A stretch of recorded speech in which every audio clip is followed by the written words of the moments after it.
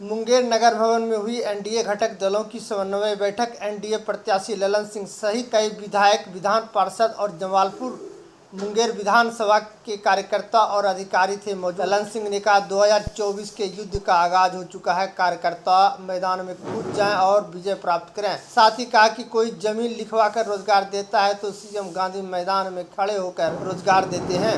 मुंगेर लोकसभा चुनाव में मुंगेर सीट से जदयू के वर्तमान सांसद राजीव रंजन सिंह उर्फ ललन सिंह को एनडीए का प्रत्याशी बनाया गया है। प्रत्याशी घोषित होने के पश्चात सांसद पहली बार मंगलवार को मुंगेर पहुंचे। इस दौरान टाउन हॉल में आयोजित एनडीए घटक दलों की समन्वय बैठक में सांसद शिरकत किए। समन्वय बैठक को संबोधित करते हुए सांसद ने कहा कि नव वर्ष 2024 के संघर्ष का बिगुल बज चुका है, युद्ध का आगाज हो चुका है और युद्ध का लक्ष्य भी निर्धारित है। ऐसे में एनडीए के सभी कार्यकर्ताओं का दायित्व है कि मैदान में कूद जाएं और विजय प्राप्त करें, ताकि प्रधानमंत्री नरेंद्र मोदी ने 400 पार का जो नारा दिया है, जो बिहार में 39 पे यानी 40 सीट पे विजय हासिल करना है। प्रधानमंत्री का नारा है सबका साथ, सबका विकास और सबका विश्वास। तो वही मुख्यमंत्री नीतीश कुमार का नारा है सामाजिक न्याय के साथ विकास। तो सभी की मंशा एक है, दिल मिले हुए हैं। वहीं एक बड़ा नेता युवराज घूम घूम के रोजगार देने की बात कह रहा है, पर जब उनके पिता मुख्यमंत्री थे तब जमीन लिखवा कर रोजगार देते थे और यहाँ मुख्यमंत्री गांधी मैदान में रोजगार देते हैं। यही अंतर है दोनों में। हम अब 10 लाख को नौकरी देने जा रहे हैं, जिसमें से 5 लाख को नौकरी दे दिया गया है। साथ ही कहा कि विपक्षी जब पहले कहते थे कि ललन सिंह ने लालू यादव पे जांच आया है, तब हम मन ही मन मुस्कुराते थे कि बात तो सच है। 2008 में तत्कालीन प्रधानमंत्री मनमोहन सिंह को हमने ही करके बताया कि बिहार में जमीन के बदले नौकरी घोटाला चल रहा है, जिसकी जांच हुआ है। कई विधान पार्षद, विधायक और जमालपुर मुंगेर विधानसभा के कार्यकर्ता और अधिकारी इस कुछ कहने के लिए नहीं है, आपके पास कहने के लिए विकास है। देश का जो सम्मान बढ़ा है, देश की अर्थव्यवस्था जो आज विश्व में तीसरे स्थान पर पहुंचा, ये इतना चीज है आपके पास कहने के लिए कि आप जनता के सामने जाइएगा और कहिएगा तो लोग इज्जत से बैठाएगा, चाय पिलाएगा, नाश्ता कराएगा और आगे बढ़ा देगा। कहेगा उन्हें भी देख लो, उधर गड़बड़ हो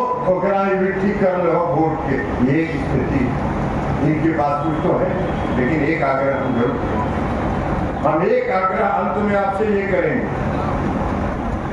कि बिहार में परिवर्तन हुआ है 2005 के बाद, और 2005 के पहले का बिहार नहीं देखा। आज के समय में जो 35 साल 30 साल के नौजवान हैं, उन्होंने बिहार की वो दुर्दशा नहीं देखी, वो दुर्दशा नहीं देखी है जब बिहार में बिजली नहीं था, जब बिहार में सड़क नहीं था, जब बिहार में कानून व्यवस्था नहीं था, जब बिहार में महिलाएं संध्या सूर्यास्त के बाद घर से निकलना पसंद नहीं करती थी। वो बिहार का की दुर्दशा आज के नौजवानों ने नहीं देखा।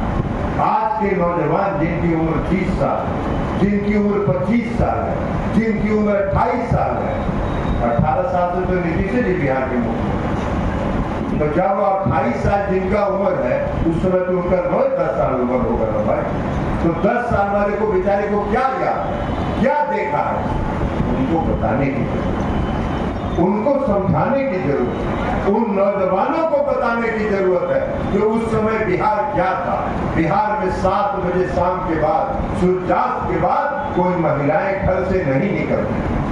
बिहार का हर सड़क का हालत ये था, अभी प्रणव जी बोल रहे भाई, पटना से मुंगेर आने में 9 घंटा लगता था 2005 के पहले, और अब पटना से मुंगेर आने में क्या घंटा लगता है? 4 घंटा, 3 घंटा, 3.5 घंटा। अगर ट्रैफिक मिल गया तो 4 घंटा, ट्रैफिक कम रहा तो 3.5 घंटा। ये परिवर्तन हुआ। आज 18 घंटा 20 घंटा बिजली मिल रही है। स्कूल में का स्थिति सुधर गया, शिक्षकों की नियुक्ति हो रही है, अब प्रत्येक स्कूल में शिक्षक पहुंच रहे। तो ये परिवर्तन जो हुआ, ये नौजवानों को बताने की जरूरत है, क्योंकि जो नौजवान हैं, जो 20 साल 25 साल 28 साल 30 साल के हैं, उन्होंने वह राज नहीं देखा। उनको समझाने की जरूरत है कि कैसा बिहार था और आज एनडीए की सरकार ने कैसा बिहार बना के बिहार की जनता के हवाले कर दिया, जहां बिहार की जनता अमन चैन का सांस ले रही है और खुलेआम 12 बजे, 1 बजे, 4 बजे भोर में कहीं से कहीं जाके घूम के पहुंच रही। इसलिए ये परिवर्तन बताने के लिए ये परिवर्तन हुआ है। और अंत में हम एक बात करके अपनी बात खत्म करें कि अभी देखिए आपके विरोधियों की तरफ से बहुत उत्तेजनात्मक सोशल मीडिया पर टिप्पणी आई, बहुत उत्तेजना फैलाने का उनका काम है। जब कुछ वोट उठाए नहीं उनके पास तो वो उत्तेजना फैला के समाज में विभेद पैदा करने का प्रयास करें।